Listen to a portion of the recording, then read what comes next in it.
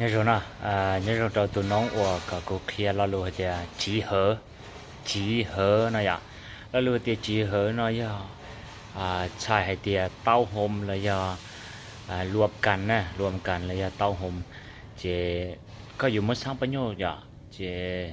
có sáng bao nhiêu lý là sư 我们在规定的地点集合那样，我们在规定的地点集合那样。bé nhỏ để thay cho 我กำหนด星期那样，bé星期的thay cho 我กำหนด家那啦，我们在规定的地点集合那样。แล้ว又ก็什么还的，我们在哪里集合那样？我们在哪里集合？我们在哪里集合？你就猜到的，แล้ว又还的。bây giờ nhỏ họ từ sinh chi nè, bây giờ sinh chi họ từ nè, bây giờ tao hôm nhớ rồi thay cho từ nè,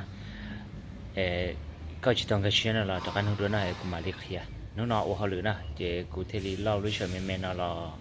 kia được cả, cho nông lên từ giờ hay thì sắp bao là từ là giờ chuyện cái chuyện là sau đó cho cụ nè, là giờ comment cho cụ tao, cụ giờ kia cả tao trở lại cái chuyện chờ giờ, tới thầu cụ còn chỉ cụ mà đi là kia cho nên nè. Và thế chỉ sửa thì này ba cụ sửa thì ba cụ cháu cụ chồng nó chỉ sửa thì in nó tận đây cái gì cho hay là sửa thì cái đó xin cho